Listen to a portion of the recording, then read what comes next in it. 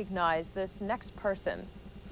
Pretty groovy guy. This is our own NBC6 senior correspondent Ike Siemens way back in the 1970s. And this is Groovy Ike today. Tonight, many of you watched part one of the NBC movie. The 70s, it was quite a decade for South Florida. I look for that green jacket. I look for my necklaces. So this is as close as I could come. Don't unbutton any more buttons there. No, you got to do this. This is the all right. This is me in the 70s. Groovy. With a necklace. But you know, Martha, we can learn an awful lot about looking back. We did this last year with the 60s, and now we're doing it again today.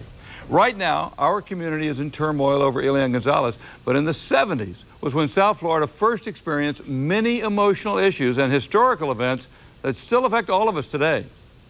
Another day destroyed tonight. The 70s, sex, drugs, rock and roll, and traumatic events that still haunt us today. What's going on? What's going on? What's going on? What's going on? The 70s was also when laid-back South Florida finally caught up with the rest of the nation.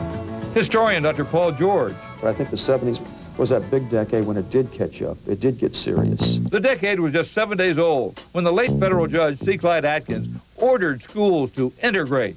Local officials had defied federal law for 16 years. Afterwards, I did have criticism, of course, and I had to take my phone out of the white pages. In 1970, the Ku Klux Klan picketed outside the Miami courthouse. This was a Deep South community. People resisted right up until the end. People who grew up here in Miami knew what a segregated society was. Athley Range helped to end that. The first black and first woman Miami City Commissioner in the early 70s. Ray Bellamy helped too. The first black football player at the University of Miami in 1971, its first black student body president. But overall, opportunities for African Americans were sporadic in good old boy South Florida less than 30 years ago. Music was getting to be big business. The Red Hot Bee Gees, basking in the glory of Saturday Night Fever, were the first big stars to move here and make records. The most popular music is starting to come from Miami. The brothers Gibbs still live in Miami Beach. Kylie as KC and the Sunshine Band was the rage in disco-mad America. Harry Casey, KC, lives today in Miami Lakes. We were well known. We were a huge group in the 70s. By the 1970s, Cuban Americans had become a huge group. That's when a section west of downtown became Little Havana, and Southwest 8th Street's name was changed to Calle Ocho.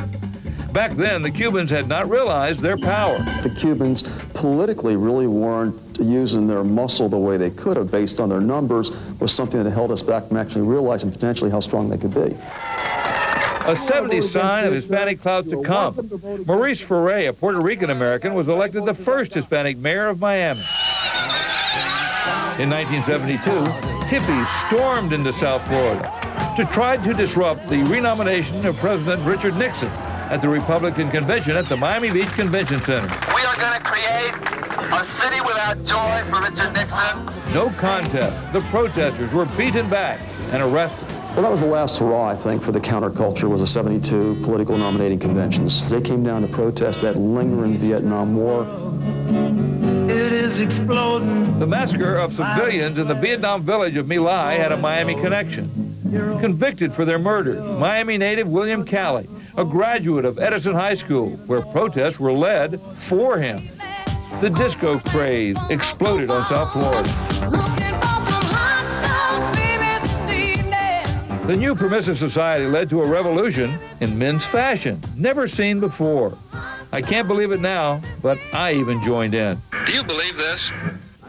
Until he left office in 1974, President Nixon was South Florida's most famous resident, his home on Key Biscayne. The Watergate scandal, which caused Nixon to resign, had strong Miami connections. The Miami connection is apparent. The break-in was approved at this Key Biscayne hotel, planned in this Little Havana strip mall.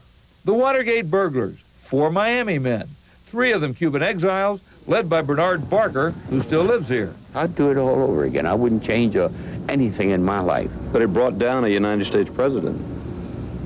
That is very unfortunate. 2 dynamic women led fights in 2 historic causes. Anita Bryant of Miami Beach, against gay rights. Roxy Bolton of Coral Gables, for women's rights.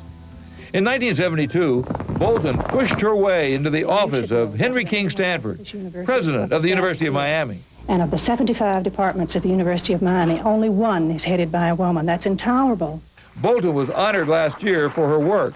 I want to implement what Janet Reno was helped by Bolton's crusade. In 1977, appointed Dade State Attorney, the first woman to hold that position in Florida. We don't believe.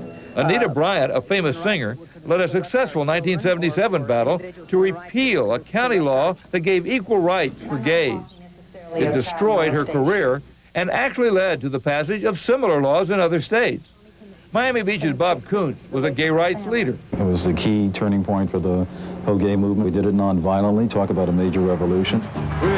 The Miami Dolphins led a sports revolution. 3 Super Bowls, and in 1972, the only perfect season in NFL history. It really brought us together. People with Southern accents, African Americans, Hispanic accents, old people, young, all came together behind those Dolphins. The 70s was a time of spectacular growth in South Florida. This is the way the Art Deco district looked when developers wanted to destroy it and build condos 25 years ago. Saved in 1979, it's now the engine that drives the tourist economy today and into the future. Now, there's another thing that's still with us from the 70s. Drug smuggling into South Florida began back then. That's fueled the national addiction that continues unstopped today. Special thanks for the Wolfson Media Center and Dr. Paul George for helping. That was the time when I came of age as a reporter, and I covered every one of those events. It was an amazing era. Your favorite decade? I think as a newsman, yes. And can I button my shirt up now? Yes. Okay. The viewers are